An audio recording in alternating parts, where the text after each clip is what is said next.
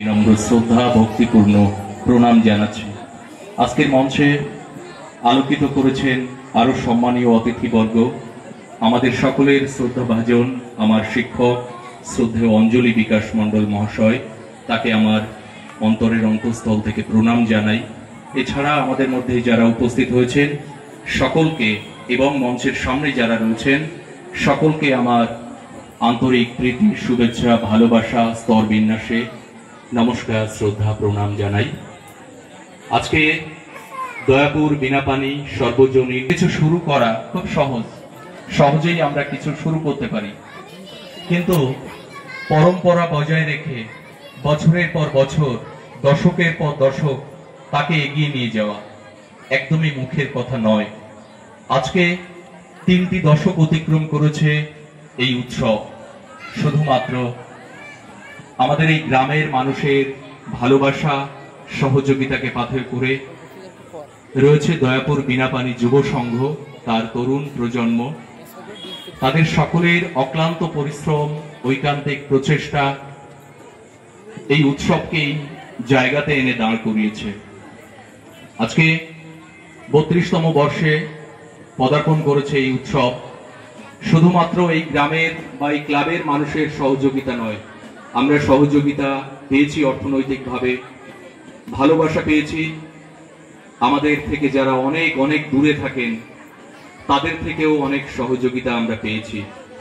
বিশেষ করে গত বছর এবং এবছর এটা বলতে গেলে নিজের প্রচার হয়, তাহলেও আমাকে আজকে স্মরণ করতে হবে, যেহেতু আমি সোশ্যাল মিডিয়াতে রয়েছি।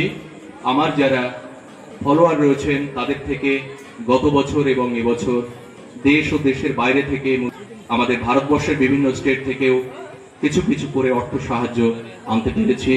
আমাদের এই মিলন মেলার প্রচার করেছি, তো সেটা আগামী দিনেও হয়তো অবশ্যই করব এই মেলাকে সমৃদ্ধ করবার জন্য।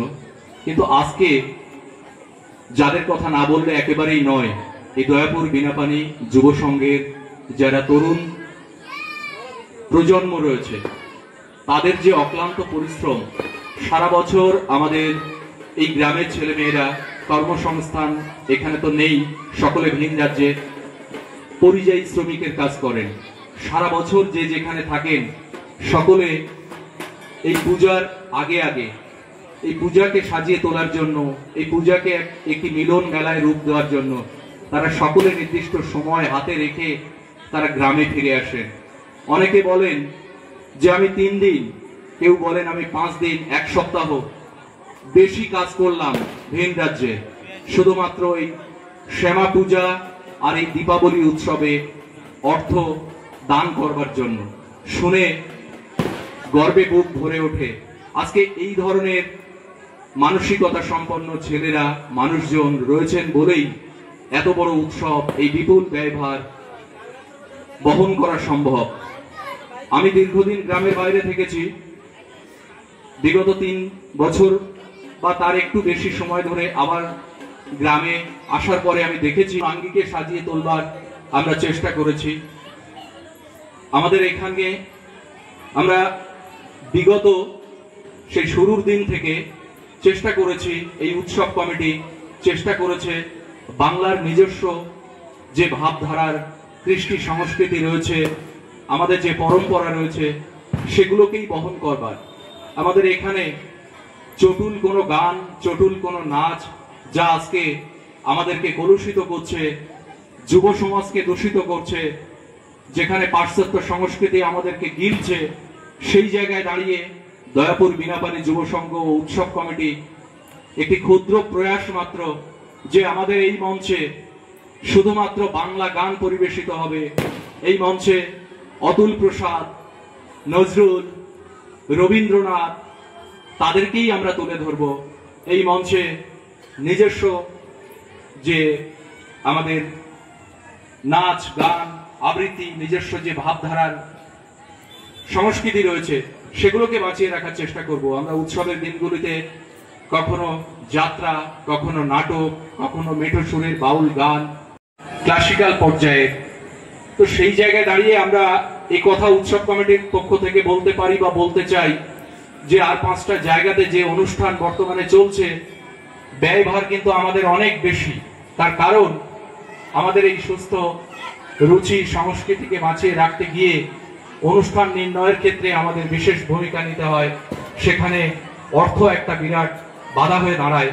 যদিও পরিশেষে সকলের সহযোগিতা ভালোবাসায় আমরা এই উৎসবকে সুসম্পন্ন করে তুলি। গত বছর কিছু ঘাটতি নিয়েই এই উৎসব আমরা শেষ করেছিলাম। জানি না এবছর কি হবে আগামী দিনে, শেষ করার পরে কোন জায়গায় গিয়ে দাঁড়াবো। তবে আমরা আশাবাদী সকলের সহযোগিতা ভালোবাসাকে নিয়ে আমরা এই উৎসবকে সুন্দরভাবে সুসম্পন্ন করব। আমি আজকের এই মঞ্চে স্মরণ করতে চাই এই উৎসব, এই শ্রী শ্রী শ্যামা মায়ের পূজা যারা সূচনা করেছিলেন। আজকে হয়তো সেই প্রথম দিনের উৎসব কমিটি আমাদের মধ্যে নেই, যারা বিগত 31 বছরে হারিয়ে গেছে। আমি তাদেরকে উৎসব কমিটির পক্ষ থেকে তাদের আত্মার প্রতি বিনম্র শ্রদ্ধা জানাই, তাদেরকে শ্রদ্ধার সঙ্গে এই মঞ্চে স্মরণ করতে চাই। আজকে যে প্রজন্ম এই উৎসবের ধারক ও বাহক, যারা এই উৎসবকে এগিয়ে নিয়ে যাচ্ছে, তাদের একটা বড় দায়িত্ব এই উৎসবের নিজস্ব ঘরানাকে যেমন বাঁচিয়ে রাখা, পাশাপাশি নতুন প্রজন্মকে গড়ে তোলা, যারা এই উৎসবকে আগামী দিনে বহন করবে। যদি আমরা সেটা না পারি তাহলে কিন্তু এই উৎসবের যে ঐতিহ্য, এই উৎসবের যে ঘরানা, সেটা বিনষ্ট হবে। আমরা কিন্তু সেটা চাই না হোক। তাই আমরা একেবারে তরুণ যারা, একেবারে নতুন যারা, তাদেরকেও গড়ে তুলতে চাই, যাতে আগামী দিনে এই উৎসব নিজস্ব ভাবধারাকে বজায় রেখে এগিয়ে যেতে পারে। আজকে আমাদের এই উৎসবকে এগিয়ে নিয়ে যাওয়ার ক্ষেত্রে আমাদের যে মাতৃমণ্ডলী রয়েছে, তাদেরও অক্লান্ত পরিশ্রম রয়েছে। তারা পাড়া ঘুরে, মানুষের দ্বারে দ্বারে গিয়ে চাঁদা কালেকশন করে, চাল আলু কালেকশন করে, অর্থ সংগ্রহ করে এই মায়ের পূজা করেছেন। আমাদের এই মায়ের পূজায় কিছু স্থায়ী দাতা রয়েছেন, আমরা তাদেরকে আজকে উৎসব কমিটির পক্ষ থেকে বিনম্র শ্রদ্ধা জানাতে চাই। আজকে আমাদের এই উৎসব দেখতে দেখতে 32তম বর্ষে পদার্পণ করেছে। আজকের এই শুভক্ষণে অনেক কথাই হয়তো বলতে চেয়েছিলাম, কিছু ছাড়িয়ে গেছে, কিছু হয়তো বলতে পেরেছি। পরিশেষে আর একটি কথা বলবো, আমাদের এই মিলন মেলাকে যারা সুসজ্জিত করেছেন, বিভিন্ন দোকান পসরা সাজিয়ে বসেছেন, লাইট সাউন্ড দিয়েছেন দয়াপুর বিনাপানি যুব সংঘের সম্পাদক মাননীয় কমল মণ্ডল মহাশয়, আমার খুব কাছের বন্ধু। একরকম অর্থ, নামমাত্র অর্থ নিয়ে, অর্থ না নিয়েই বোধহয় বললে ভালো হয়, এই মেলাকে সাজিয়েছে, তাকেও আজকের দিনে কৃতজ্ঞতা জানাবো উৎসব কমিটির পক্ষ থেকে। আর এই উৎসবের আমরা একটা বিষয় বিগত 3 বছর ধরে অন্তত বজায় রাখার চেষ্টা করেছি। চারিদিকে খেলা মেলা উৎসব হচ্ছে, প্রচুর হচ্ছে, কিন্তু আমরা দেখি এই খেলা মেলা উৎসবগুলো কোথায় যেন একটা রঙের ছত্র ছায় বিলীন হয়ে যাচ্ছে, একাত্ম হয়ে যাচ্ছে। আজকের এই মঞ্চকে আমরা বিগত 3 বছর ধরে বা কয়েক বছর আগে থেকে আমরা এইটা করতে কিছুটা হয়তো পেরেছি। আমরা সর্বস্তরের মানুষকে এই মঞ্চে জায়গা দিয়েছি। আমরা জাতি ধর্ম বর্ণ নির্বিশেষে, রাজনৈতিক দলমত নির্বিশেষে আমরা এই মঞ্চে আহ্বান জানিয়েছি। আমরা মনে করি ধর্ম বর্ণ নির্বিশেষে সকলে সামিল হয়ে এই উৎসবকে সমৃদ্ধ করবেন। সকলের সম্মিলিত উপস্থিতি এই উৎসবকে মিলন উৎসবের রূপ দেবে।